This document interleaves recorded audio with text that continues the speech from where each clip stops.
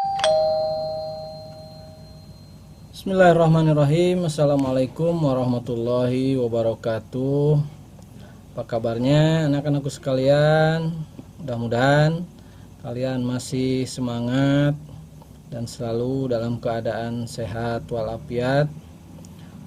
Terus semangat untuk mengikuti pelajaran walaupun belajar secara jarak jauh atau online. Hari ini kita sudah memasuki pekan ke-12, di mana kita akan mempelajari bab 2 dari pelajaran fikih, yaitu tentang infak. Di mana di minggu sebelumnya kita sudah mempelajari pengertian dari infak itu sendiri, dan untuk kesempatan kali ini kita akan melanjutkan ke pembahasan tentang ketentuan-ketentuan infak. Di dalam berinfak itu ada ketentuan-ketentuan yang harus dilaksanakan, ketentuan yang harus ada untuk bisa terlaksananya infak itu sendiri. Tentunya ini di dalam segala hal ketentuan-ketentuan itu sudah pasti ada. Di dalam infak, di antara ketentuan-ketentuannya itu yaitu ada rukun infak, di mana yang namanya rukun apabila tidak bisa terlaksana atau tidak adanya satu dari rukun itu, maka tidak akan bisa terlaksananya infak itu sendiri. Yang pertama di antara rukun-rukun infak itu adalah, pertama yang sudah tentu yaitu ada orang yang memberi infak atau pemberi infak. Di dalam bahasa fikihnya itu disebut dengan munfik, ya, orang yang memberi infak itu disebut munfik. Yang kedua, tentu harus ada yang menerima infak atau munfaklahu. Jadi kalau harus ada pemberi, sudah pasti harus ada yang menerima.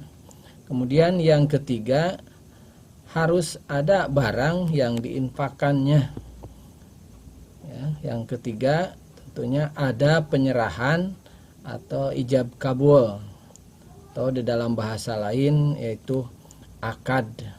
Ya, itu 4 rukun yang harus ada ketika terlaksananya infak. Jadi kalau salah satu tidak ada, berarti tidak ada perbuatan hukumnya. Nah, tidak mungkin kita ada infak tidak ada yang memberinya, maka bukan infak namanya, ya. Itu ketentuan tentang rukun infak. Kemudian setelah rukun infak ada juga namanya syarat-syarat infak. Ya, di dalam syarat infak ini bisa dibagi kepada 2. Yang pertama, syarat bagi orang yang berinfak atau munfik. Maka syarat-syarat bagi orang yang berinfak itu, pertama harus memiliki harta yang berlebih. Jadi ada sisa untuk kehidupan, untuk membiayai dirinya sendiri, untuk kebutuhannya sendiri. Jadi tidak memaksakan karena ingin berinfak sehingga lupa untuk kebutuhan dirinya. Ya. Yang kedua, orang yang berinfak itu harus melaksanakan infaknya ikhlas karena Allah, bukan karena yang lainnya, bukan karena ingin pujian, ingin disebut-sebut orang, ingin diketahui orang. Ya, harus semata-mata karena Allah, semata-mata ingin keridhaan dari Allah Subhanahu wa ta'ala. Kemudian yang ketiga, tidak menyebut-nyebut infak yang sudah diberikan.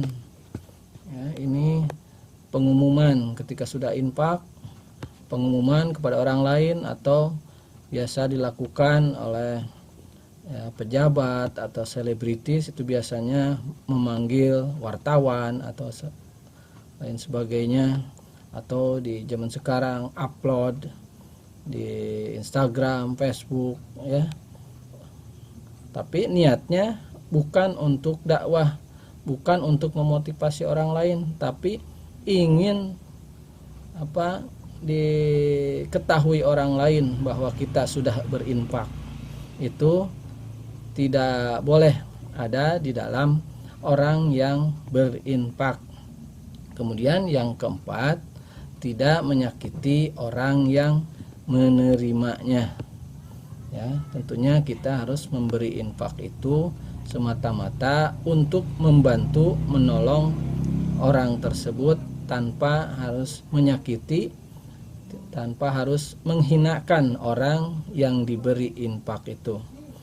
Kemudian yang kedua yaitu syarat infak yang berkaitan dengan harta yang diinfakannya. Kalau tadi untuk orang yang berinfak, sekarang syarat untuk harta atau benda yang diinfakkan. Yang pertama, harta yang boleh ditasarrufkan.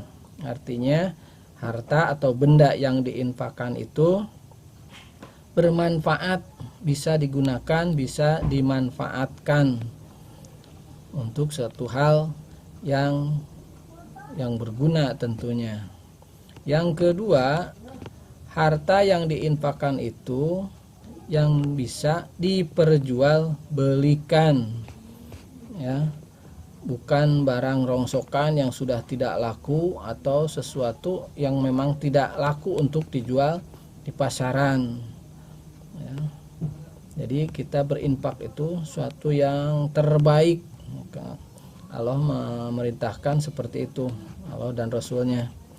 Katakan bahwa kita berinfak, bersedekah itu harus dengan yang terbaik. Jangan sampai kita memberikan infak atau sedekah itu yang sudah tidak berguna oleh kita sehingga dijual pun tidak laku. Itu tidak boleh ya. Kemudian yang ketiga, barang syarat dari harta atau benda yang diinfakkan itu harus benar-benar dimiliki oleh orang tersebut. Artinya bukan milik orang lain. Kita misalnya seorang dititipin lalu dikasihkan orang lain, maka itu tidak boleh. Harus benar-benar milik sendiri. Yang keempat, sah menerimanya. Artinya bahwa orang yang berinfak itu barangnya itu diterima dengan cara yang sah, bukan dengan cara yang batil, bukan hasil mencuri, bukan hasil merampok atau korupsi atau yang lainnya. Itu tidak boleh. Jadi itu syarat-syarat infak yang harus bisa terpenuhi untuk bisa tercapainya infak yang sesuai dengan syariat Islam. Oke, kita lanjutkan. Di dalam berinfak sebenarnya tidak ada ketentuan yang spesifik tentang kepada siapa kita harus berinfak. Pada dasarnya kepada siapa saja berinfak itu dibolehkan. Tapi di dalam Al-Quran itu ada yang menyebutkan bahwa berinfak itu lebih diutamakan untuk orang yang terdekat. Misalnya di dalam Al-Quran disebutkan bahwa infak itu berarti infak yang harus diutamakan yaitu pertama orang tua, ayah dan ibu kita tentunya. Yang kedua saudara terdekat keluarga, adik, kakak, atau mungkin ada paman, uwa, bibi, kakek, nenek dan lain sebagainya. Kemudian anak-anak yatim, fakir miskin, kemudian orang yang sedang dalam perjalanan, artinya orang yang kehabisan bekal ketika berjalan untuk suatu hal yang baik tentunya, ya. Itu dijelaskan di dalam Al-Quran surat Al-Baqarah ayat 215. Ya, silahkan kalian cari itu di dalam Al-Quran surat Al-Baqarah, itu adalah golongan penerima infak, ya. Kemudian ada yang harus diperhatikan di dalam berinfak, ya. Dan yang terakhir, ada hal-hal yang harus diperhatikan di dalam berinfak.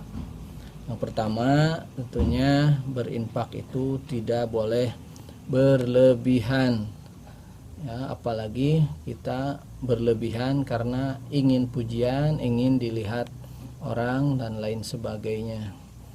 Kemudian tidak mengabaikan hak-hak yang lebih penting, ya. Kebutuhan kita yang lebih penting itu harus diperhatikan juga. Yang ketiga, mendahulukan yang wajib, ya, kita mendahulukan infak tapi kita lupa dengan kewajiban kita terhadap keluarga. Ya, itu saja mungkin untuk pertemuan kali ini. Seperti biasa, ada tugas, silahkan tugasnya dikerjakan. Sekali lagi, ini jangan asal mengerjakan tugasnya, dikerjakan dengan baik, dengan cermat, dengan teliti, ya. Diperhatikan soalnya, ya, jangan sampai soal A jawabannya B, ya, tidak sesuai. Jawaban itu tidak sesuai dengan apa yang ditanyakan atau apa yang menjadi soalnya. Mudah-mudahan bisa dipahami, bisa dimengerti, dan tentunya sudah pasti bisa dilaksanakan dengan sebaik-baiknya. Terima kasih semuanya. Assalamualaikum warahmatullahi wabarakatuh.